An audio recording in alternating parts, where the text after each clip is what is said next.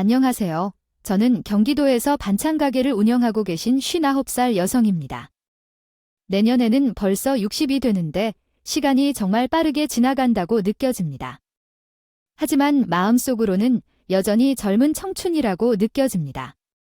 이런 느낌을 가진 사람이 딱 나만 있는 것은 아니겠죠. 이렇게 나이를 먹으면서 다양한 경험을 하게 되었는데요. 둘째 아들 며느리 덕분에 새로운 경험을 한 적이 있습니다. 제가 두 아들을 키우고 있는데 큰 아들은 지방에서 중학교 교사로 일하며 며느리와 딸을 가족으로 둔 채 행복하게 살고 있습니다. 반면에 둘째 아들은 어릴 때부터 건강이 좋지 않아서 걱정을 많이 했습니다. 그러나 고등학교에 들어가면서 갑자기 건강이 좋아지기 시작했습니다.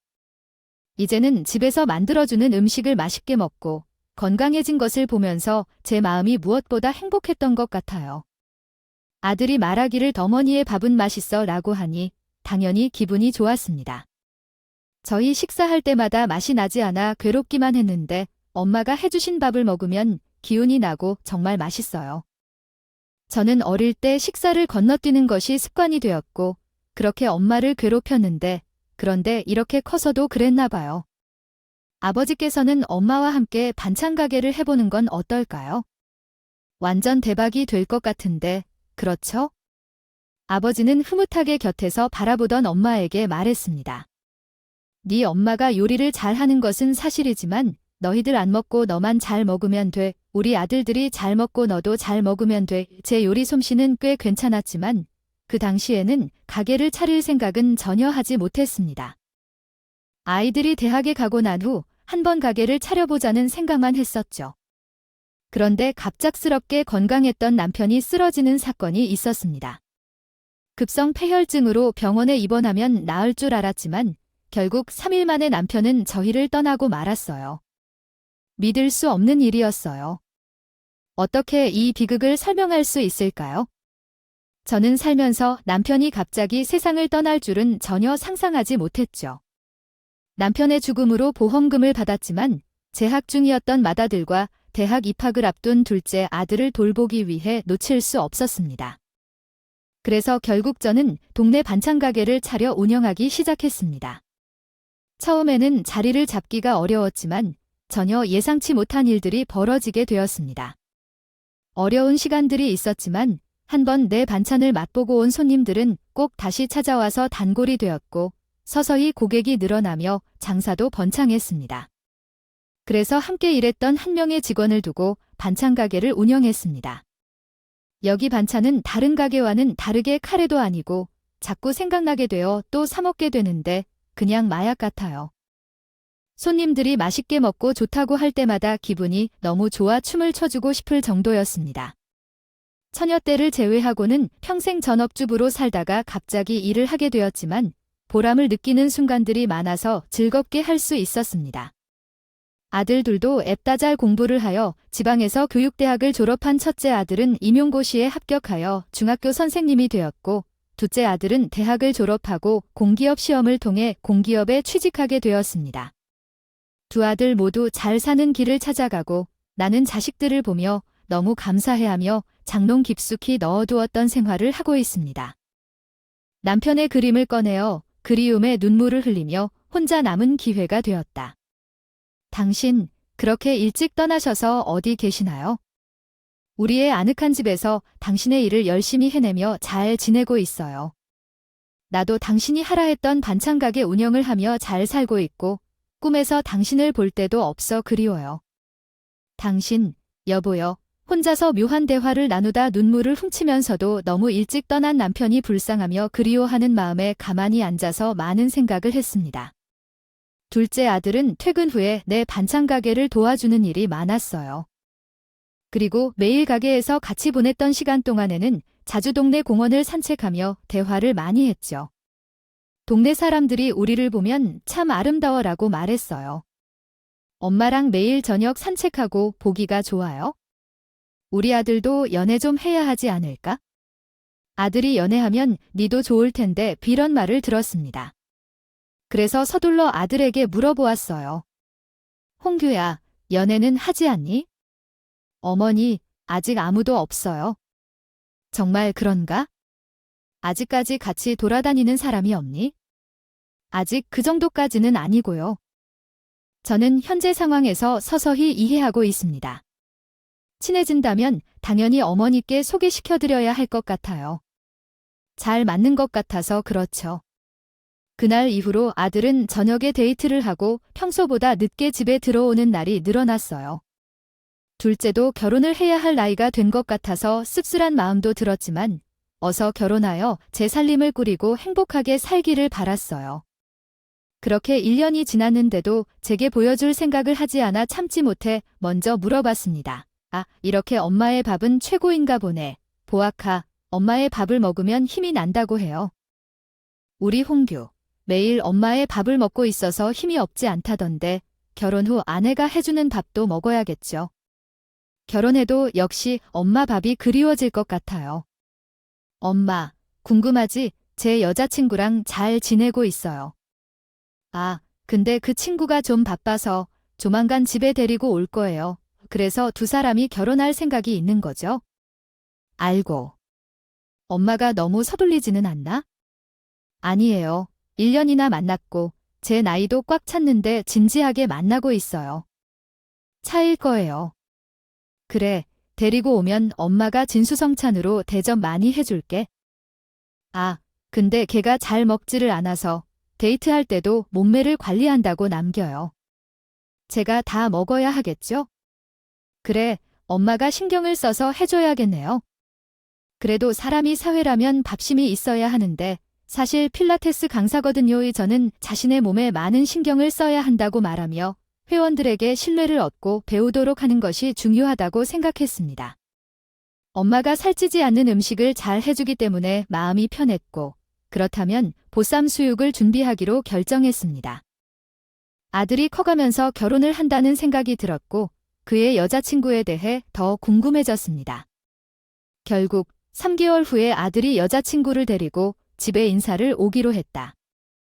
이때 아들과의 시간이 더 궁금증을 자아내었고 단백질 중심의 식단이 유행이라는 이야기를 듣고 수요 9회 식사를 준비하기로 했습니다. 일요일 점심에 아들과 그의 여자친구가 찾아왔고 저희 집에서 편안히 식사를 하며 대화를 나누었습니다. 여자친구는 선물로 화장품을 가져왔고 저는 감동했습니다. 제가 반찬을 만들기 시작한 이후에는 핸드크림을 발라야 할 일이 없어졌지만 신경을 써서 골라 쓴다는 것에 감사했습니다. 그리고 함께 식사를 하게 되었는데 그들은 제가 만든 음식을 맛있게 먹어주었어요. 첫째 며느리는 싹싹하고 밝게 말하는 모습이 돋보였지만 보쌈 김치는 손대지 않았습니다. 양념 때문인지 싶었지만 그래도 조금 먹어보니 맛있었어요. 체중을 관리하는 것에 신경을 쓰는 것 같아 보였지만 내가 너무 마르다 보니 걱정이 되더군요. 엄마답게 말씀하시는 모습이 인상적이었고 보쌈을 맛있게 먹는 모습이 새삼 인정받을 만했어요. 부모답게 걱정을 하시는 모습도 감사했고 예쁜 말을 잘하는 것도 좋았습니다. 그래서 나는 아들에게 만나서 잘 결혼하면 좋겠다고 이야기했어. 엄마 어때 어떻게 너만 행복하면 돼. 근데 얘가 싹싹하고 예쁜 말을 잘 안 해. 그래 저도 그래서 마음에 들었어. 음식관에 신경을 씌우는 거를 빼면 성격이 밝아서 옆에 있으면 나도 밝아지는 것 같고 좋아해. 응. 벌써부터 이렇게 신만찬 대랭이야. 엄마 슬퍼하려 하니 우리 언니는 슬픈 것이구나. 근데 어떻게 자식이 시집 보낼 거니? 어이쿠 너무 슬퍼하지 마세요. 그래도 나는 항상 맘 사랑하는 거 안다. 징그러워 이놈아. 그렇게 우리 집에 인사를 다녀간 지 반년 만에 두 사람은 결혼하게 되었습니다. 집사는 내가 많이 도와줬지만 값이 비싸서 아들이 대출을 조금 받아 신혼집을 마련했어요. 그래도 월세나 전세가 아니라서 다행이라고 생각했습니다. 아들이 결혼하고 나서 한 달이 흘렀을 때 저에게 전화를 했던 적이 있습니다.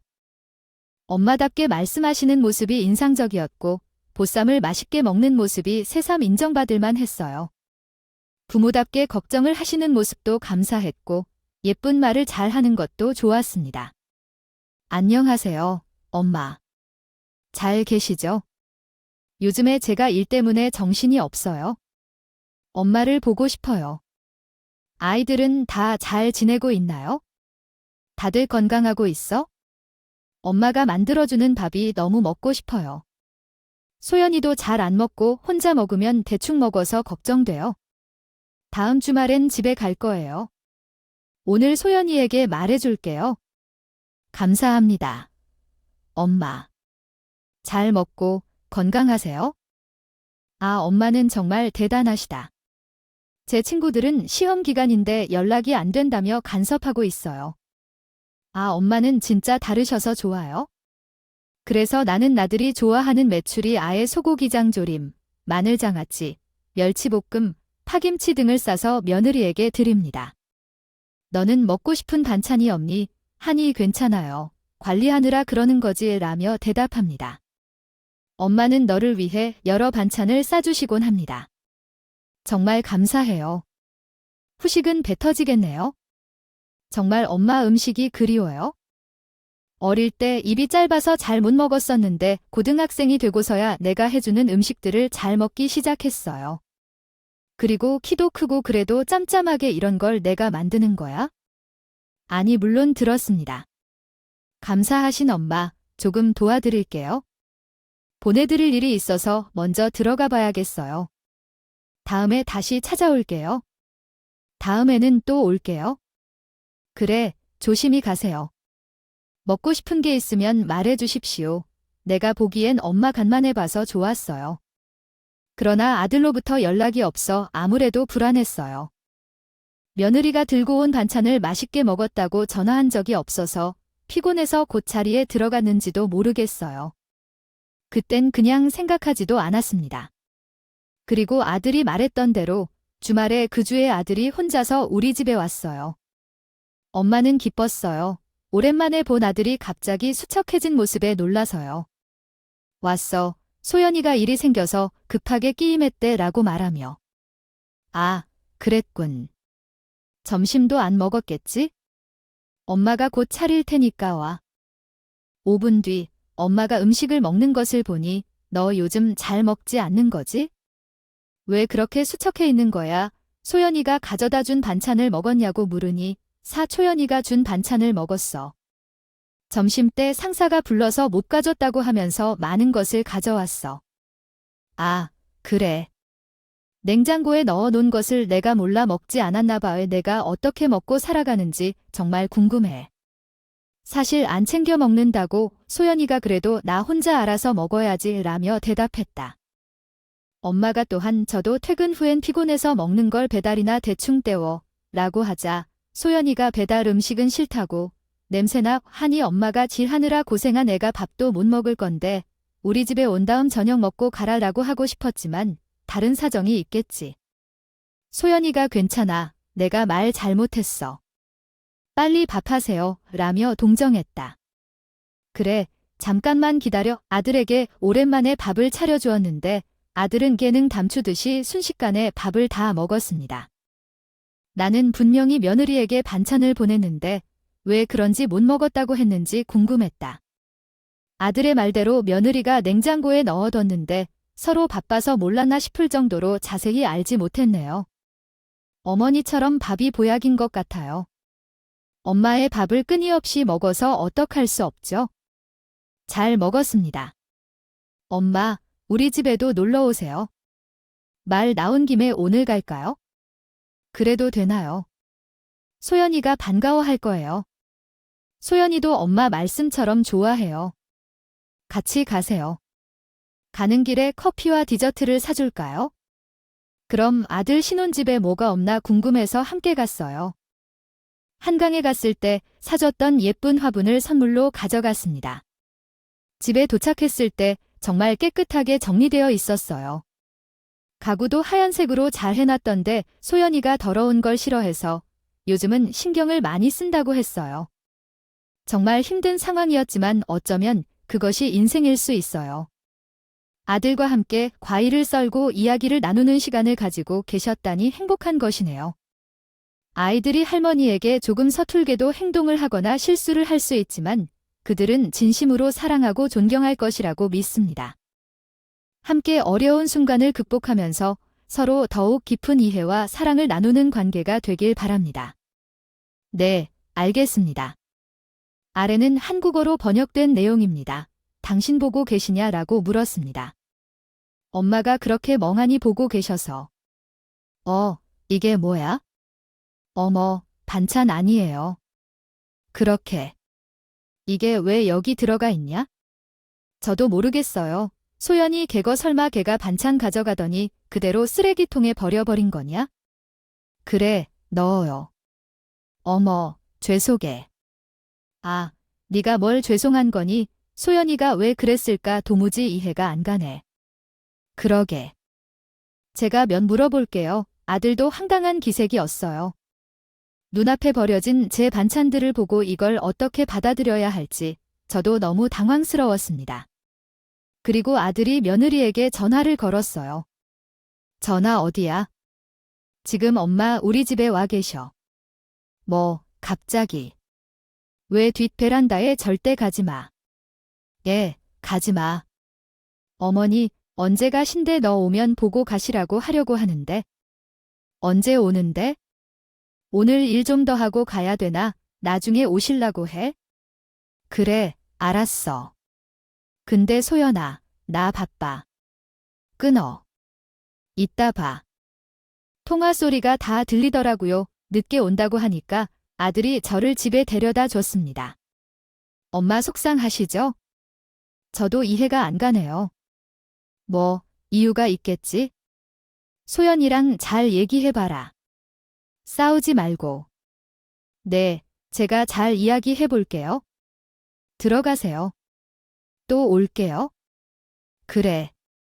조심히 가고 말은 그렇게 했지만 저한테 무슨 약속이 있는 것도 아니라면 남짓한 반찬에 왜 쓰레기통에 버려졌을까 하는 궁금증만 제 머릿속에 맴돌았습니다. 밤에 잠도 오지 않고 그 생각만 했어요. 그리고 점점 화가 나서 머리가 뜨겁게 지더라고요. 내 앞에서도 반찬을 줄 터인데 궁금해서 제가 며느리에게 밥을 한번 해주자는 결론을 내렸습니다. 그리고 그날만을 기다렸어요. 며느리에게 전화를 걸어서 아들과 함께 집에 와서 밥을 먹고 가라고 말했어요. 바쁘니 제 어머니 지금은 안 바빠요. 전에 가져간 반찬은 잘 먹었니? 아, 네, 잘 먹었어. 홍경 씨가 어찌나 어머니 반찬을 좋아하시던지 제 입에도 못 좋아했어요. 뻔뻔하게 거짓말을 했었어요. 그랬어요. 그럼 이번 주에 이 끝나면 홍규랑 같이 와요. 제가 저녁 차려주겠어. 어머니 힘드세요. 안 그래도 돼요. 힘들게 뭐가 힘들어요. 제가 늘 하는 일이니 홍규 때문에 제 입에도 못 넣었으니까 이번에는 맛있는 거 많이 준비해서 와서 먹어요. 뭐 좋아하세요? 어떤 말만 하셔도 됩니다. 근데 제가 아시는 대로 관리를 해야 하는데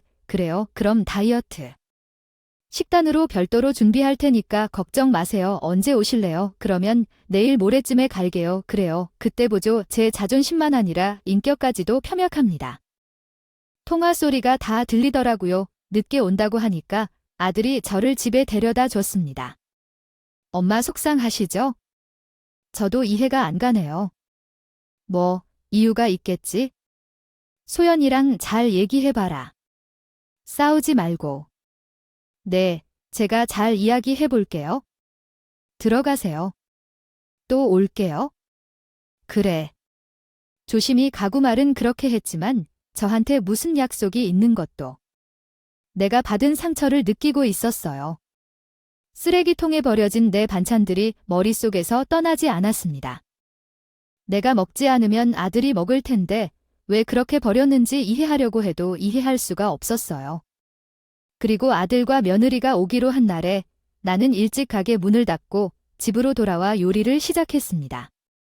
놈의 살 타령하는 며느리에게 주양배추 김과 결혼 전에 잘 먹었던 소고기 무쌈을 만들어 두고 아들에게 갈비찜과 반찬들을 준비했어요. 그리고 저녁이 되자 아들과 며느리가 내 집에 도착했습니다. 어머니, 우리 왔어요. 그래, 왔니? 오늘 너무 바빠서 밥을 안 먹었지? 배고파서 손도 쉽게 물었어. 와서 밥 먹자. 내가 다 준비했어. 어머니, 벌써 다 준비하셨어요. 그렇게 얘기하면서 며느리가 의외라는 표정을 지었습니다. 그때부터는 음식을 직접 만드는 손이 멈췄어요. 며느리와 아들은 식탁 위에 차려진 밥상을 보고 놀랐습니다. 어머니, 왜 이렇게 많이 하셨어요? 오늘 무슨 날이에요? 너희 둘이 식성이 다르니까 내가 골고루 준비했어. 어머니, 정말 대단하시다. 다 같이 앉아서 식사를 했습니다. 아들은 열심히 먹고 있었지만 며느리는 까다롭게 돌아볼 뿐 제대로 먹지 않았어요. 그래서 나는 우리 소연에게 이야기하기로 했다. 하지만 네가 왜 더 많은 게 같아? 운동을 한다 해도 잘 먹고 힘내야지. 계속 마르면 건강에도 안 좋을 거 아니야? 나는 말랐어. 잘 모르겠지만 너무 말랐어. 몇 킬로야? 42kg야? 아니, 별로 말랐지 않아. 뼈만 보일 뿐이야. 좀 먹어. 양배추랑 수육이랑 더 좋아하는 거 먹어. 나는 잘 먹고 있어? 뭘 시원치 않게 먹는 거 싫어. 근데 며느리가 밥을 더 들이밀자 제가 먹기로 했다. 하지만 며느리는 거부하며 소리를 지르며 내게 밥을 거절했다. 이에 아들도 놀라며 나를 쳐다봤다. 소리를 지르고 젓가락을 떨어뜨리자 아들도 놀랐다. 하지만 모두가 건네주려는 찰나 며느리가 한 먹어요. 안 돼요라며 거절해 기분이 상하였다. 정말 그 밥 타령이 짜증나. 본색이 드러나는 순간이었어. 너 왜 그런 소리를 해? 어머니가 신경 쓰고 차려주신 건데 걱정해하지 마세요. 걱정할 것 없어요. 나는 제 자신의 방식으로 잘 살아가고 있어요. 진정해요. 게다가 너도 오늘도 먹지 않아. 계속 엄마를 귀찮게 해. 정말 웃겨. 결혼한 이후 한 번이라도 제대로 밥을 차려준 적 있나? 네가 항상 샐러드를 먹거든. 내가 나를 찾지 않다니. 그래서 나는 더 이상 널 신경 쓰고 싶지 않아. 혼자 해결하고 살아가겠어? 아니야. 왜 그래? 밥을 거절하고 죽은 귀신처럼 다른 사람의 가족에 미워하지 않아. 왜 항상 그러는 거야? 왜 이리 싸늘한 거야? 어머니, 왜 그러세요? 제발 밥을 먹고 싶은데. 첫 번째 밥상은 내가 준비했는데 넌 이상해. 얼마나 잘못되었길래. 내가 챙긴 반찬은 어디 갔어? 내 말은 일어나 봐. 그 사람이 다 먹었다니? 그런 소리 하지 마. 내가 보니까 그 반찬은 쓰레기통에 버려졌단 말이야. 내가 말했더니 화가 나서 소리 지르는구나. 뭐라는 거야? 누가 이 시끄러운 일을 해? 왜 닥치지 않아? 분명히 그 반찬은 더러워서 일겠다. 그 반찬이 냄새가 나고 더럽다고.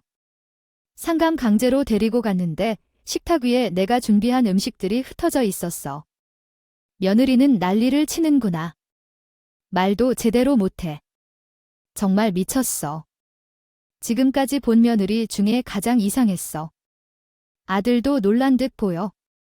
소심해하지 말고 정신 차려. 왜 그러는 거야? 제가 지금 읽은 이야기는 가족 사이의 갈등과 감정이 교차하는 상황을 다룬 것 같습니다.